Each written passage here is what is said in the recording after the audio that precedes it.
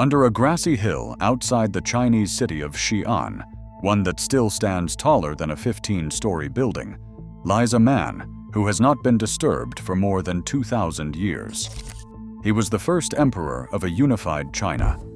His name was Qin Shi Huang, and his burial chamber has never been opened. Not by grave robbers, not by archaeologists, not even by the government that owns the ground it sits under. And the reason is not simply caution.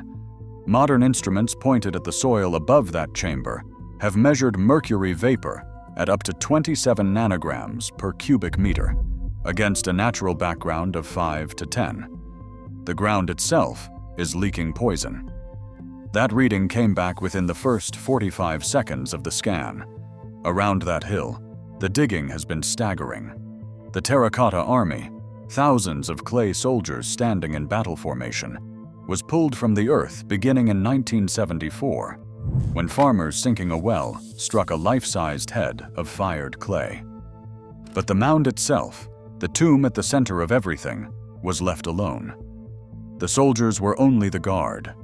The emperor is still inside. Because when scientists point modern instruments at the soil above that chamber, something answers back. Mercury. The ground is leaking mercury vapor, and it is doing it in a pattern that matches almost exactly a warning written down more than 2,000 years ago. A survey led by Guangyu Zhao and the physicist Svanberg of Lund University and South China. Normal University, published in the journal Scientific Reports in 2020, used laser instruments to read the air over the tomb. They measured mercury vapor at up to 27 nanograms per cubic meter. The natural background across that region runs between 5 and 10. Earlier soil testing in the 1980s, published in the Chinese journal Caogu, had already found mercury spiking to 1,400 parts per billion directly over the burial mound, against an average of 200 elsewhere on the site. The poison is real, and it is concentrated exactly where the emperor lies. This is the first of 6 places we are going to walk through. 6 UNESCO World Heritage Sites, or sites of equivalent protected status, that were sealed off, closed, or buried again after someone saw what was inside them. Some were shut to protect us. Some were shut to protect them. And number 4 killed the men who opened it. The warning that matches the mercury comes from the historian Sima Qian, writing around the 1st century before Christ, roughly 100 years after the emperor died. He wrote that the tomb held flowing rivers of mercury, shaped to imitate the great rivers of China and the sea itself, and kept moving by hidden machinery. He also wrote that the builders rigged crossbows to fire on their own at anyone who broke in. What we can say honestly is this: the mercury is no longer just a story. The soil and the air confirm it. The automatic crossbows have never been confirmed by anything at all. One claim survived contact with science. The other is still only a line in an ancient book. So why not simply open it and settle every question? The answer is a standing policy from China's State Administration of Cultural Heritage. Preserve first, excavate only when there is no other choice.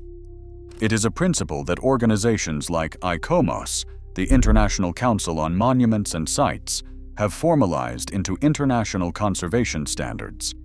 The debate between preservation and discovery does not always resolve in favor of digging. And there is a second warning, written in color. When the terracotta soldiers were first lifted out, they were painted. But the lacquer holding that paint, a material called urushi, or chi lacquer, begins to curl away from the clay within about 15 seconds of meeting dry air, and flakes off completely within about 4 minutes of meeting dry air. Katharina Blansdorf, a conservation scientist at the Technical University of Munich who worked on those figures, watched the color abandon them almost the instant they were exposed. If a painted soldier cannot survive 4 minutes in the open air, no one knows what opening the emperor's sealed chamber would erase in the time it takes to look inside. That was number 1. Number 2 is a tomb that was saved by being taken apart. In the village of Asuka, in the Nara region of Japan, farmers digging a pit to store ginger in 1970 struck a wall of carved stone. Formal excavation began in 1972, led by Masao Suenaga of the Kashihara Archaeological Institute. Inside was a small stone chamber, its walls covered in paintings roughly 1,300 years old, dating to Japan's Asuka period. 4 guardian figures, 1 for each direction: an azure dragon, a white tiger, a black tortoise, a red bird, and a group of court women in colored robes, painted so finely that they became known across Japan as the Asuka Beauties. The Takamatsuzuka tomb, as it is known, is today a designated special historic site under Japanese law. Then slowly, the paintings began to die. For centuries, that chamber had held a stable, sealed climate. In February of 2001, construction work was carried out on the tomb's antechamber. The workers were not sealed in sterile suits, and the precautions against contamination fell short. Mold moved in. It spread across the ancient plaster. A failure in the cooling system let the temperature climb, and the outbreak accelerated. The microbiologist Junta Sugiyama, professor emeritus at the University of Tokyo, working with Rikuo Kigawa and Chie Sano at the Tokyo National Research Institute for Cultural Properties, documented fungus creeping across the guardians and across the women. So Japan's Agency for Cultural Affairs made a decision with almost no parallel anywhere. They did not close the tomb and hope. Between 2006 and 2007, they took the chamber apart. 16 slabs of tough stone, quarried in ancient times from Mount Nijo, were removed one by one and carried out of the hill to a conservation lab. They disassembled the tomb to rescue what was painted on it. That was almost 20 years ago, and the paintings are still not back. Restoration was formally declared complete in March of 2020, after roughly 12 years of work. But the authorities have said returning the murals to the hill is not currently possible. The mold cannot be reliably stopped, the plaster is brittle, and the original stones are not considered safe against earthquakes. A new facility to hold them is not targeted for completion until the 2029 fiscal year. As of early 2026, even public viewings were suspended. A 1,300-year-old room was carried out of a hill, and it has never been allowed to go home. That was number 2. Number 3 is the most famous building on this list, and it was closed for a reason its own chief archaeologist had to defend in public. On the 1st of April, 1998, the Great Pyramid of Khufu, on the Giza Plateau in Egypt, a UNESCO World Heritage Site since 1979, was closed to the public. Not forever, for about 8 months, for restoration. But the closure was serious enough, and the pyramid famous enough, that the man in charge had to stand in front of reporters and swear he was not hiding anything. That man was Zahi Hawass, then the director of the Giza Pyramids and Saqqara. His words at the time were plain. He said, and we are quoting him, "You know we are not closing the pyramid to hide anything as people say." He had to say it because the rumors had already started. But the real reason was not a secret chamber. It was breath and salt and water. This is what the crowds were doing to the inside of the pyramid, and these are Hawass's own figures. Every single visitor breathed out and sweated out roughly 2/3 of an ounce of water with every visit. Multiply that by the flood of bodies climbing into a sealed stone chamber, and the humidity inside had been driven as high as 80%. That moisture soaked into the limestone and then dried, over and over, and it left the walls of the Grand Gallery coated in salt, in places up to 3/4 of an inch thick. The pyramid was, in a slow chemical sense, sweating itself apart. Hawass brought in a rotation after that. One of the 3 Giza pyramids would be closed each year to rest. Khufu's pyramid was closed that following January, and the chemistry behind the damage was only pinned down recently. In April of 2026, a team led by Christian Gross, chair of non-destructive testing at the Technical University of Munich, working with the Scan Pyramids project, published the first in-place chemical imaging of those salts. In the Queen's chamber, the main bloom is halite, ordinary rock salt, crystallizing out onto the limestone. In the King's chamber, they found something stranger. The granite itself, hauled from Aswan thousands of years ago, is breaking down at the mineral level, a process called kaolinization, and that decay is what feeds the salt. The greatest tomb ever built is being pulled apart from the inside by its own stone and by our own breath. That was number 3, and we are halfway.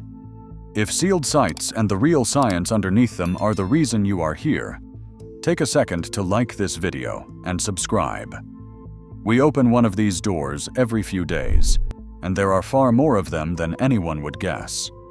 Number 4 is the one we told you about, the tomb that killed the men who opened it.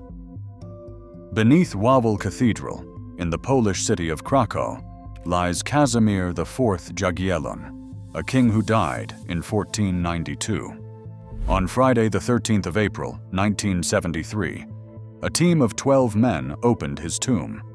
The chapel was being renovated, and the opening was authorized by the Cardinal of Krakow, a man named Karol Wojtyla.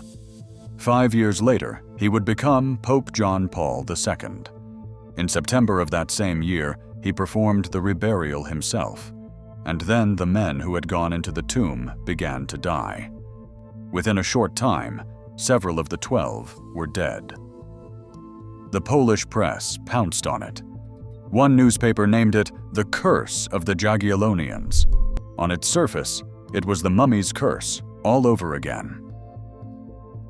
But there was a microbiologist on that team, Bolesław Smyk of the Agricultural University of Krakow, and he was one of the survivors. Inside the tomb, he and others later identified a fungus, Aspergillus flavus, along with related molds. Aspergillus flavus produces aflatoxins, compounds known to cause cancer.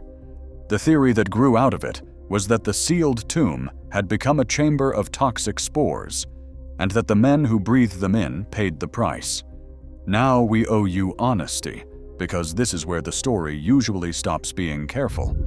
The famous version says 10 of the 12 died. The truth is messier. Smyk himself called the fungal explanation speculation, not proof. The deaths did not all fall at once. They were spread across roughly a decade, which is a very different thing from a curse striking down a room full of men in an afternoon. What is solid is that the fungus was real, that it is genuinely dangerous, and that the same species, Aspergillus flavus, was later raised as a possible explanation for the deaths that followed the most famous tomb opening of the entire 20th century. We will stand inside that tomb before this is over. That was number 4. Number 5 was not sealed to protect us from the dead. It was sealed to protect the oldest paintings on Earth from the living people who came to admire them. In the Dordogne region of southwestern France, 4 teenagers and a dog found a hole in the ground in 1940. Down a shaft about 50 feet deep, they climbed into the Lascaux cave, and they found the walls covered in animals. Bulls, horses, deer, painted more than 17,000 years ago by Magdalenian culture artists in the depths of the Upper Paleolithic during the last Ice Age. It has been called the Sistine Chapel of Prehistory. It is a UNESCO World Heritage Site. The cave was opened to the public in 1948, and that nearly destroyed it. By the mid-1950s, as many as 1,200 visitors were coming through every day. Every one of them breathed carbon dioxide, heat, and moisture into a space that had stayed sealed and stable for 17,000 years. Lichens and crystals began to creep across the paintings. By 1963, The damage had grown so alarming that France's first and most famous Minister of Culture, André Malraux, ordered the cave closed to the public. It has stayed closed ever since. Closing it did not end the fight. In 2001, after work on the ventilation system, a white mold called Fusarium solani exploded across the ceiling and the walls. Scientists, including Cesareo Saiz Jimenez of the Spanish Research Council, along with Fabiola Bastian and Claude Alabouvette of the French Agricultural Research Institute, spent years fighting the outbreaks. Then came the black stains, caused by a fungus so new to science that when it was formally described in 2012 in the journal Fungal Biology, it was named after the cave that produced it, Ochroconus lascausensis, a living thing named for the wound it was found in. Today, the real Lascaux is not open to you, or to almost anyone alive. A team of restorers enters only about once every 2 weeks, dressed in biohazard suits, booties, and masks, to pull filaments off the walls by hand. The visitors who come to the valley never see the originals. They see a replica, built nearby, an exact copy of a cave that human breath made too dangerous to enter. The paintings survived 17,000 years alone. They lasted 15 years with us. That was number 5. Number 6 is the tomb we told you we would reach. The most famous burial ever found, sealed off now behind barriers, and marked with a stain that no one can wash away. In the Valley of the Kings in Egypt, a UNESCO World Heritage Site, in 1922, Howard Carter opened a tomb that had lain nearly untouched for more than 3,000 years. Inside was Tutankhamun, the boy king, and a treasure that made him the most famous pharaoh who ever lived. And on the painted walls around him, from the very beginning, there were brown spots, strange dark blemishes that had soaked into the paint and the plaster. We devoted an entire earlier investigation to those spots and to what they say about how quickly this young king was rushed into the ground. If you have not seen it, it is waiting for you when this one ends. Here, they belong to a different question. The question of why you can no longer stand where Carter stood. When Egypt's Supreme Council of Antiquities grew worried that the spots were spreading, and might even be a hazard to visitors, they asked the Getty Conservation Institute to investigate. The Getty brought in Ralph Mitchell, a microbiologist at Harvard. His team, including the researcher Archana Vasantakumar, studied the marks while chemists analyzed them at the molecular level. The chemistry told a clear story. The spots contained 16% malic acid by weight, a signature of microbial metabolism. Something alive had made them. Living things had eaten into the walls of the tomb. And then came the finding that turns the curse inside out. When they searched the spots under a scanning electron microscope, they found no microbes at all. Vasantakumar's conclusion was blunt. The microbes that caused the spots are dead. And they had been dead for a very long time. Photographs taken when Carter first opened the tomb in 1922 show the same spots in the same places, unchanged across an entire century. Whatever grew there most likely grew while the paint was still wet, in the days after a hurried burial, and then died as the tomb dried out and closed. The stains cannot be removed. They have sunk into the pigment itself. So the tomb is sealed off. Barriers stand in front of the walls, and a full replica has been built for the crowds. The curse was never the danger. We are. We began under a hill in China, in front of a door no one dares to open. An emperor locked behind poison, guarded by an army of clay, protected by a government that would rather leave him buried than gamble on what the air would do to him. We end in a valley in Egypt, in front of a door we can almost see through. A boy king behind barriers, marked by a stain, sealed off not to guard a secret, but to keep us at a distance. 6 doors, 6 different reasons. Mercury, mold, salt, spores, breath, and a stain that will not fade. We came looking for what they were hiding from us, and that is not what these 6 places have in common. What they share is quieter and stranger. Not one of them was sealed to keep a secret inside. Every one of them was sealed to keep us outside. The danger, in the end, was never the thing in the dark. The danger was the people standing at the door,